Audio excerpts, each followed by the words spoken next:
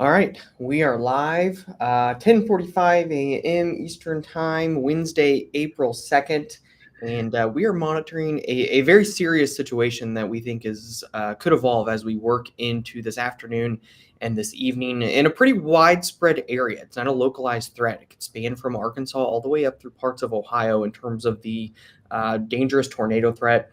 I think that we're both much more concerned with this system in terms of tornadoes than we were on Sunday. But damaging winds, large hail, all going to be possible. So we'll give folks a moment here to continue to kind of filter in, and we will get into the analysis.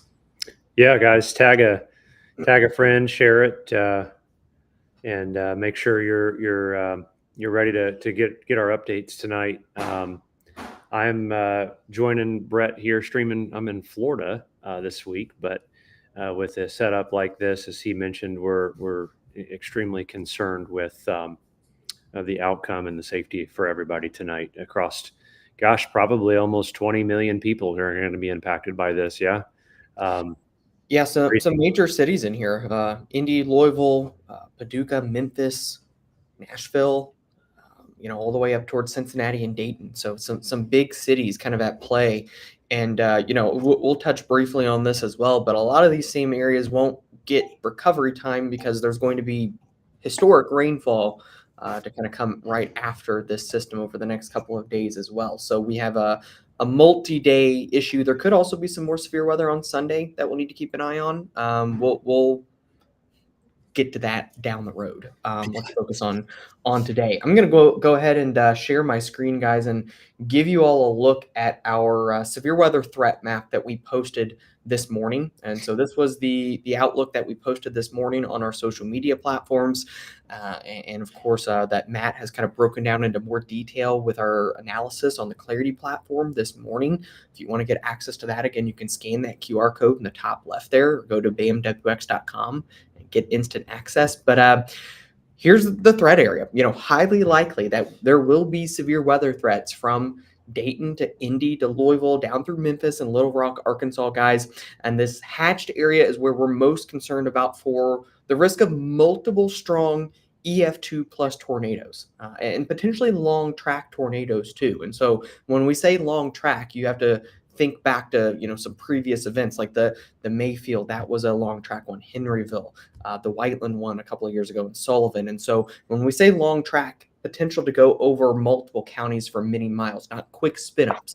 I think that this system has the potential to put tornadoes on the ground and keep them on the ground for quite some time.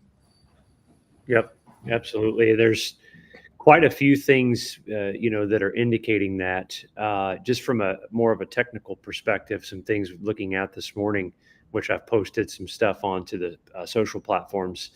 The air is rapidly turning with speed, and we have what we call a lot of speed shear, and the air can rotate and allow for, if you will, sustainable updrafts and storms to spin rapidly. Another element to this setup today too is, I think, is going to be the rapid storm motion. These storms are going to be screaming at probably 60 to 70 miles per hour in movement. So, if you get a tornado warning today, if you get anything today, it will not take long. These things are going to be racing across the states, plural there. So just make sure to keep that in mind. This is not one of those events where you want to mess around a whole lot with, hey, where is it? Hey, I hear the siren. Let me go outside and check it. That's not one of those things today, because these tornadoes that form really have the potential to do some destruction and seriously harm people. And so just keep that in mind. The storm motion a lot of times can really make these even more challenging to keep people safe from.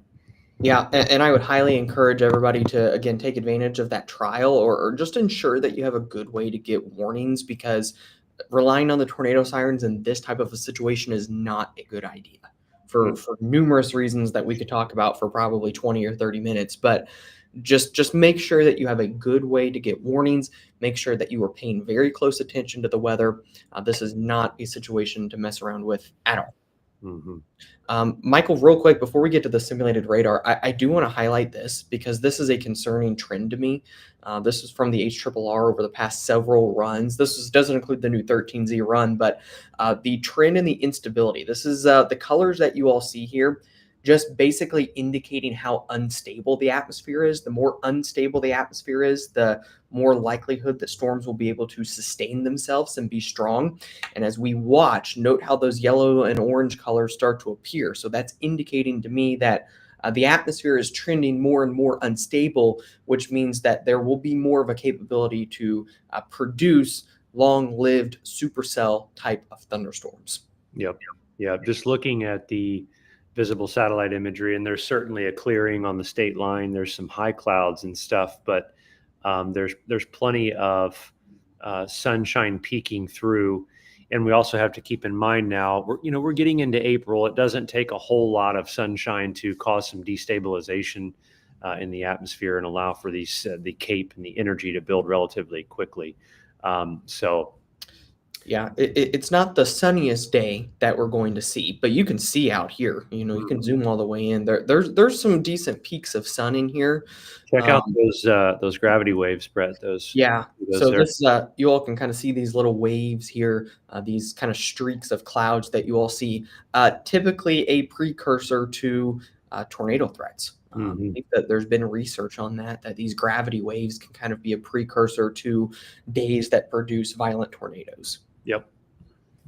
So again, guys, here's kind of the big picture now. If I turn on the current radar, you can see a couple of the severe thunderstorm warnings already issued with this line out to the west. This line has been producing, guys, severe weather really all morning and all last night. There were several tornado warnings in western Missouri, eastern Kansas this morning. And, it just goes to show that with this particular system at the beginning of the day, it doesn't need a ton of instability to produce severe weather. It's already doing that without a whole lot of an unstable atmosphere to work with out to our west. And so as we build more of an unstable atmosphere, this is just going to get more notable and more intense as these storms push to the east. If we take a look here, guys, you can see, put this into motion and give it a second to load here. General storm motion is from southwest to northeast. You can see the line in general kind of slowly beginning to progress to the west. It's a broken line right now, which I do think is also important. It means that because it's broken, as this pushes east into the more unstable environment, these storms will have the capability to develop into some embedded supercells. So even though we won't necessarily see, not everybody will see a discrete cell. We will have some. We'll talk about that. But even within the main line, embedded supercells have the potential to produce strong tornadoes and damaging wind and probably some very large hail as well as these push east. Mm-hmm. Yep. And guys, getting a lot of questions. We'll have a section here in a little bit where we'll take your questions. Right now, we're just kind of trying to go over the setup and the timing and whatnot. So, Brett, why don't you take us through our simulated radar and time this out? Yeah, so this is a look at the Clarity Future radar that we have on our platform. And so you can kind of see here, by the time we get into the early part of the afternoon, by about 1 o'clock, the line's relatively broken at this point. I'm going to turn these alerts off so it's maybe a little bit easier to see here. By the way, real quick, tornado watch has already been issued out to our west. But again, broken line of storms. And then what starts to happen as we get towards about 2, 3 o'clock, as these storms start to work into a more unstable atmosphere, you're going to start to note some supercells beginning to bubble up here across western Tennessee, western Kentucky. We also have a couple out here ahead of the main line in Missouri as well. Any discrete cell that forms as we get towards the middle part of this afternoon, I think will have the capability of producing tornadoes. I really think that anything, once these start firing off, because of the atmosphere, because of all the wind shear, I think that they will have the ability to rotate. And you can certainly see this is by about 5:30, some supercells here across central parts of Indiana.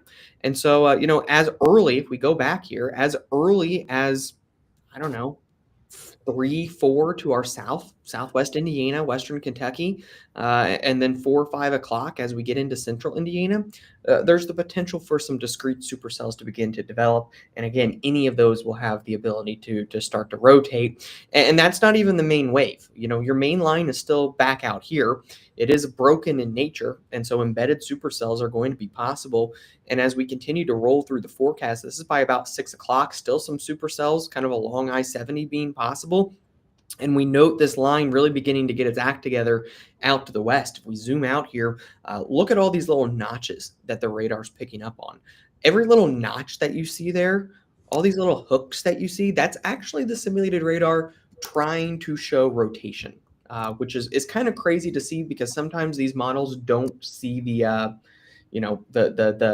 finer details very well. And so the fact that this high resolution rapid refresh model, the HRRR, is seeing that is very concerning to me, Michael.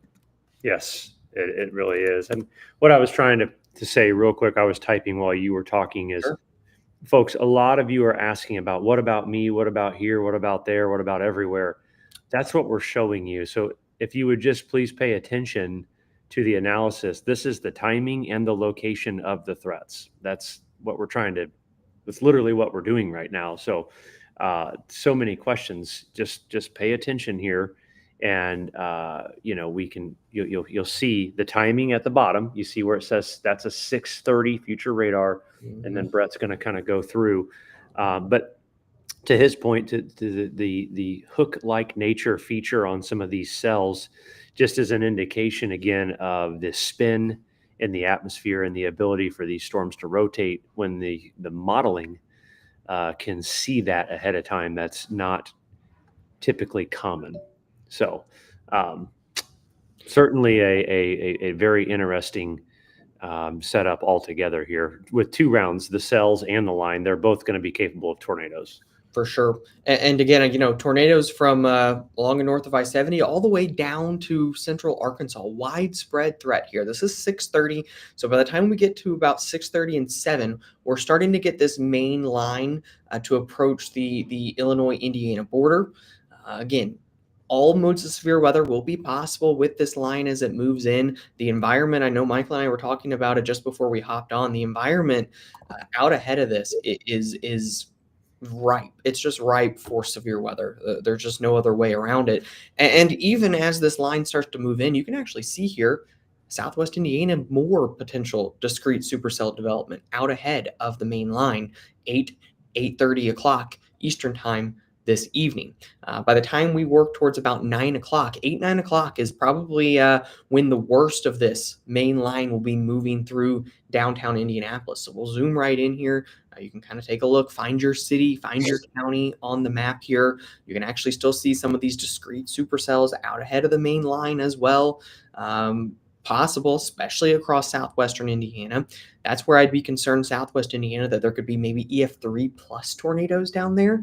We'll show a map for that here in a little bit, but 9 o'clock, take a snapshot because this is when things will, 8 to 9 really be ramping up across central Indiana. As we get towards 9:30 and 10 o'clock, as this moves further east, you'll start to notice some bowing segments. When you start to get these curves that you see, number one, embedded tornado certainly possible, but you're really going to ramp up your damaging wind threat as well. Low-level jet will ramp up, and the very strong winds aloft will be able to be mixed down to the surface. And so 70 to locally 80 mile per hour wind gusts with this line will be possible as well. This is by the time we work towards 11 o'clock, 10:30, 11, you're moving this into the Louisville metro area. You're working towards eastern Indiana at this point. You can see, gosh, look at this, Michael. Look at some of these supercells down here at this time. Mm-hmm. Very, very concerned about Memphis, about Jackson, Tennessee, about Mayfield, Kentucky, Hopkinsville, Kentucky, Paducah. All of these areas very concerned about as this line moves through. As we continue to go throughout the rest of the evening, you can see by about midnight, we still have strong to severe storms ongoing into western Ohio, northern Kentucky, all the way back out into western Tennessee and Arkansas. Threat should be dying down at this point for central Indiana. I would say really after 11 o'clock for central Indiana, we should be seeing the threat die down. But continuing, if you're in Kentucky, if you're in Tennessee, if you're in Ohio, what then starts to happen, Michael, as we get into the middle part of the overnight, the severe threat starts to wane. Then you start to set up a flash flooding threat along the Ohio River, Western Tennessee, Western Kentucky, Central Kentucky, and into parts of Southern Ohio, concerned about training of thunderstorms and potentially flooding concerns developing. Yeah, I'm going to share my screen real quick too, and I want to show you. You were talking about the wind, and so I plotted the wind gust swaths here, just from the HRRR model. And again, what I want you to note is the potential the potential for 80+ mph wind gusts along the line, aside from the tornado threat. Aside from the tornado threat, I think is something that needs to be kept in mind, that these straight line winds can be absolutely nasty. And you can see that the model is indicating 100+ mph winds. That could be in the tornado form. Yeah, I was going to say it may be seeing tornadoes, which is kind of I mean, you can kind of see some of these longer tracked cells it's trying to pick up on. So just to give you an idea of the wind, even if you don't get a tornado with that main line, it's concerning. So it's something to chew on there, if you will. And the other thing too that I'm noticing, Brett, and I don't know if you've kind of looked into this, is the stark dryness and clearing on the backside of the front. It's almost as if it's a dry line type situation. And the bulges and along that dry line, which is why I think there's where the risk is the high risk. And I wanted to touch on the high risk real quick, because this area here that has been impacted by some major tornadoes just in the last couple of years, Mayfield, Kentucky being one of them, down into the Boot Hill of Missouri, Western Tennessee, and Eastern Arkansas. This area here along what we would kind of call that dry line, if you will. When you look at this, you can kind of see, I want to show you what I'm talking about here. You can kind of see it in the visible satellite imagery. There's a stark clearing and a difference here behind the front. And where that forcing is the greatest, I really do have a concern that there's probably going to be some tornadoes in here that are going to be pretty intense, from Paducah to Jonesboro down to Memphis over towards just east of Little Rock. I would not be shocked at all to see long tracked EF3 plus like tornadoes. And it's not even necessarily that there could be 50 tornadoes at once. It could be that there's 3 or 4 of these strong tornadoes, on the ground in this particular area. So just something to keep in mind, especially there in Western Kentucky. I mean, they a couple years ago were really hit with an absolutely massive, nasty setup. And I just want to make sure we get the attention down there that, it stretches up into our area as well, for sure. But, just keep in mind down there, could be pretty bad day for those folks. Right near Poplar Bluff, I think they just had an EF3 or an EF4 tornado a couple of weeks ago. Yeah. And they're kind of in the bullseye again. It wouldn't completely shock me, Michael, if that high risk extended into Southwest Indiana. Given some of the trends that we've seen in the instability and some of those signals we were showing with the supercells in the Evansville area, Owensboro, Kentucky. I think the map we put out earlier, we had a 5 risk into Southwest Indiana. So that wouldn't completely shock me. I don't think it's going to come into Central Indiana. I think the storm mode is a little bit less discreet in some of those areas. You can see there on that map you were showing, a couple go through Evansville at around 8. But gosh, yeah, that's just not a good look for those regions especially. But yeah, you can see right there a couple of those supercells out ahead. Regardless of EF3, EF2, whatever.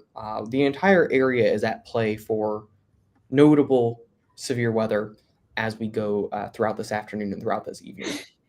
Yeah, and as Brett mentioned a little bit ago, the flooding risk will dramatically increase as well. This is a look at the 24-hour rainfall forecast. This is just in 24 hours, 3 inches of rain being possible all the way up here in Indiana, 1.5 inches, 2 inches of rain, not out of the question in spots. But the threat for flooding would be to the historic proportions, as the forecast for rain the next 7 days is just, it's pretty crazy. This actually takes out day one, by the way. So this is not a full picture of how much rain this is projecting. More.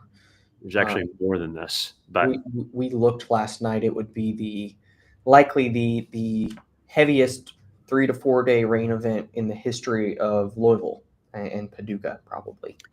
It would also, I think too, Brett, I would be curious for Indy. I mean, it's got to be hitting it. I mean, I can check. This reminds me of the June of 08 floods. I mean, this is absolutely crazy signal for rainfall. This is not, you get past the tornadoes and winds, and along the rivers down from I-70 south, there's a major flood risk. I mean, probably the worst of which most of you have ever seen in your lifetime. I mean, Yeah. seriously. So if we got 6 inches in Indy, it would be top 5 maximum 4-day rain on record. Okay. Behind 03, 86, 1993, and 1938. Yep. So it's up there for Louisville. Their max 4-day rain going back is 9 inches in 1997, and they could get up to 11 or 12 inches even. Yeah. That's even. I could maybe go back even further to see how it compares to the Great Flood in Louisville. I think it was 1917 or something like that. But regardless, major issues. There's already been flooding along these rivers this spring, and so flash flooding, but also major river and creek flooding, I think will be a big problem. 2011, which did have something similar, late April, it led to historic river flooding and major emergencies along the Mississippi and the Ohio River into May and June of that year.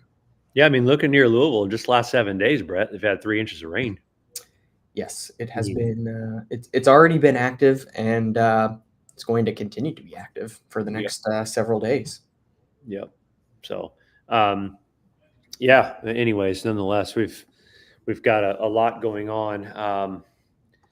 Let's talk a little bit, Brett. We've talked about tornadoes and hail, or tornadoes and rain and wind. How about the hail threat? Do we have? I know that there's a potential that some of these storms are going to have some pretty large hail. Yeah, I'll pull up the hail risk on Clarity. I'm concerned, especially with any supercells that could develop. If we take a look here, here's the day one hail risk. It's 30% hatch, which means that significant hail possible. Could see locally greater than 2-inch diameter hail in this hatched red area. Yeah. It's not completely out of the question.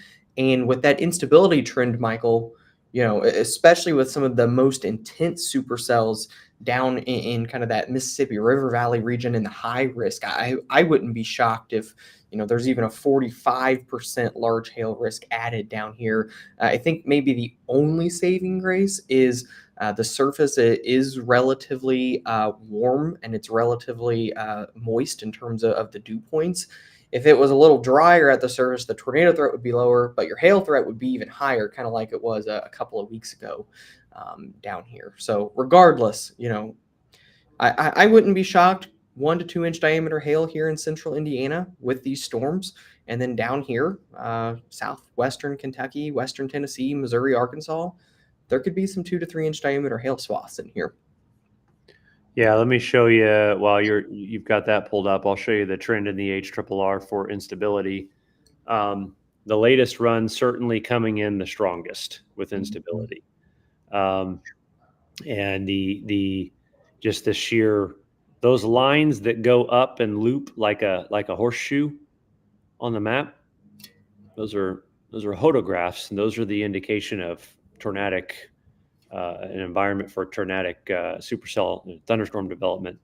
But the instability is wild. I mean, that's in some spots there, that's over 3,000 joules a cape. So, Yeah, and guys, those lines that you see, the ones that have the strongest curve or the strongest loop, that would indicate kind of the highest tornado threat. Which again is why you look down there in Southwest Indiana. It's a pretty big signal there. It's big everywhere, but from there all the way down through northern Mississippi, I still think that high risk could potentially, there could be an argument for it to be expanded into Southwest Indiana. yeah, I mean, But it's looking at the models. I mean, it's you never know really what they're going to base those expansions off of. It's tough to think about what they're thinking. You know what I'm saying? sure. But nonetheless, just looking at the trend in the models this morning, one could argue from I-70 South would need to be in a high risk. I mean, Yeah, I don't know, you what we're classifying that with. yeah. You know what I'm saying? I would assume that some of it is just, it looks so bad. There's some of it, I guess, has to be a little comparative. Like, I definitely think that it could be worse in Western Kentucky and Western Tennessee, but it's also could be really bad here too. So it's, all a little relative. Michael, I want to show something real quick, and then we can kind of look at maybe some timing for people that are just tuning in again. But I want to highlight the helicity tracks, aka kind of the rotation signals with these storms, to give people an idea of how many have the potential to rotate. And so this is all midday data. And so all of these colors that you see, all these different tracks you can see, basically indicating the potential for storms to rotate. Now, once you start getting some of these darker colors, note how long, how far that they track. Right here, you can kind of see it through Kentucky and Tennessee. That's basically indicating the potential of a longer track tornado. That's the simplest way to explain it. And you can see even some of those into Southwest Indiana, Louisville, and even a couple into Central Indiana as well. And so that's just one model, but look at all of them. There's another one. Crazy signal there in Kentucky. Here is the FV3.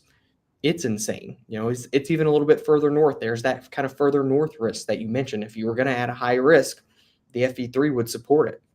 And then I think this was the 13Z HRRR. I don't have the new 14Z run on here, but again, a lot of rotation signals in this area, central to southern Indiana, and of course, kind of down along the Ohio and the Mississippi River Valley regions. The 14Z is coming in right now. It's got supercells putting tornadoes down by 4 or 5 o'clock, starting in Terre Haute, Indianapolis metro area. It's a pretty nasty look, and it's a tad north with the supercell development, but there's several indications of supercells with tornadoes. It's a pretty aggressive look on the 14Z right now. So Yeah, nothing new. In fact, and again, I think we get new SPC at noon or something. I don't know what time, but depending on what they're looking at, one could easily make the case that the high risk needs to come. It needs to come to I-70, probably, in my opinion. I don't know.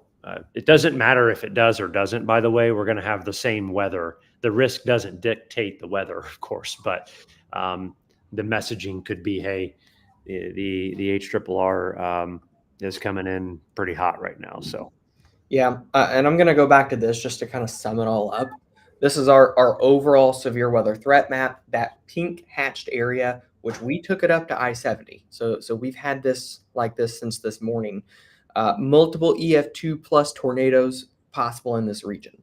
Could there be EF3 plus tornadoes and even longer track tornadoes where the high risk is right now? I think that's certainly possible. Regardless, guys, severe weather is highly likely. Now, keep in mind, it doesn't mean that every single spot's going to get a tornado. Not every single spot's going to have 70-mile-per-hour wind gusts, but a lot of people will. And, starting as early as 2 p.m. to the west in the western portion of kind of this highly likely region, we could start to get supercell developments, and this threat will last to the east all the way out through about 2 a.m. If you're in central Indiana, your highest time frame is probably what, 4 to 11 p.m. generally. Initially, it will be a little more hit or miss, and then with kind of the main pulse starting to come in 7, 8, 9, 10 o'clock in that window. But really, after school activities, anything after school lets out, need to be paying very, very close attention to this severe weather threat and any warnings that are issued. Let me pull up, Brett. I've got the 14Z HRRR just to share. A lot of people are commenting about it. The HRRR, by the way, is it stands for High Resolution Rapid Refresh. It's a model that runs every hour, goes out to 18 hours. So I see some people asking, what is the HRRR? It's a weather model, and this is the latest one that's coming in right now. I want to show you. I'm going to take it out here right there. That's 5 p.m. Eastern. You see the cell development here around and north of Indy and then near Terre Haute. And then the next one, we start to see the helicity tracks working in with that. Those are indications of long rotating thunderstorms of over a long distance, several miles, several counties. Those are supercells that have the potential of producing tornadoes. And you can even see the hook-like features in these. And you see those tracks behind it. This is tonight at 6 o'clock. This is 6 p.m. Eastern time. And then here's 7. Look at that across the north central part of the state. And again, to me, Brett, that's, I don't know. That's very interesting, closer to the warm front, and something that the SPC is probably going to be looking at here with their update. But this is 8 p.m. 8 p.m. A little bit slower here on this run, Brett. Which sometimes the HRRR has a tendency to be a little slow. The last couple of events, it's been maybe an hour and a half slow. Yep. It wouldn't shock me if this is a 9 p.m. view. It wouldn't shock me if this was actually more like 7 p.m. Yeah, that wouldn't shock me either. But man, look at all those tracks on that. That's crazy. I mean, I haven't seen anything like that in a while. Ton of embedded supercells. Yeah, I was trying to think of a comparison of getting. I think that there's a comparison with the embedded supercells to the March 31st is probably the most recent one of 2023. But in terms of some of the discrete cells around here, I can't remember the last time that we've had that. It kind of churns your stomach a little bit when you start seeing those supercell signals. There's the swaths just through 9 o'clock. And again, those swaths here, and I'm using College of DuPage. It comes in pretty quick. It's easy to navigate right now, but you can see the swaths of these potentially long track tornadoes, and then we're starting to see them come in there. Again, one of several things we can look at for, the indication of where there could be tornadoes. But here's your significant tornado parameter. I wouldn't be shocked ahead of the line here too. Again, that's along and south. But look at that initially. Initially north of Indy. Certainly in those discrete cells that can develop, that's a pretty heightened signal there, for sure. Let's see, go back here. So with this, guys, gosh, Brett, this is crazy. This is out through 12 hours. Let's see here. I'm just going through reading some. Yeah, do we want to take some questions? Yeah, we can take some questions, guys. I was double checking to see if there's anything new in our Met channel from the meteorologist as well. Okay, let me go through. Could there be tornadoes in Terre Haute? Yes, certainly possible. I think there could be tornadoes anywhere in the Ohio Valley, to be completely honest, other than maybe far northern Indiana, northern Illinois. So let's see. What classifies as supercell? That's a good question. So a supercell is going to be a storm that has a rotating updraft, and that's discrete. So it's not in a line of storms, your standard kind of line, your standard squall line. It's kind of on its own. So it's a single cell type of a storm normally that has a rotating updraft.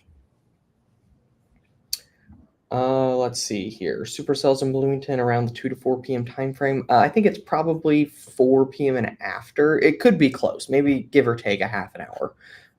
But scattered supercells probably anytime after 4 p.m. Guys, I'm not going to go through and answer specific areas. I'll throw Michael the severe weather outlook back on the map so people can kind of see.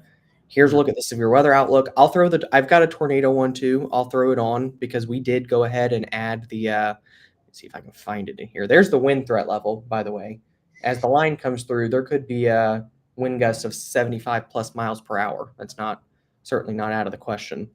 Let me go back. Well, I can do that one. Where is my tornado threat map?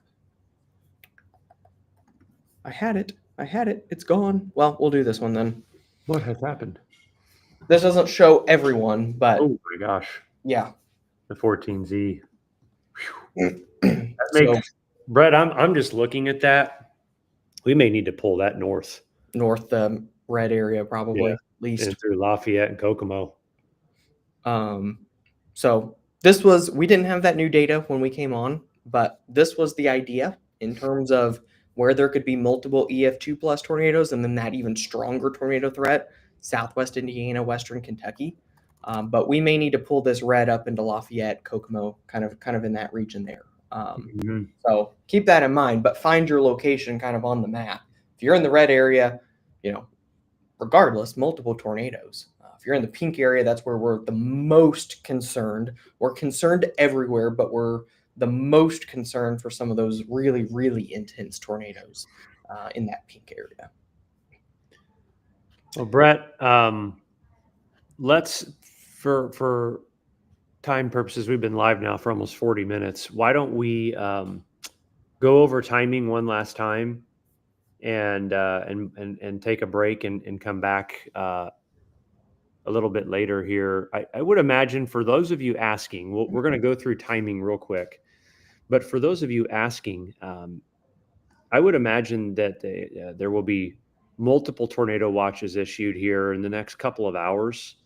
And I would not even be shocked to see some terminology such as PDS watches today, particularly dangerous situation, thunderstorm watches and or tornado watches, especially along and south of I-70 into down Western Kentucky.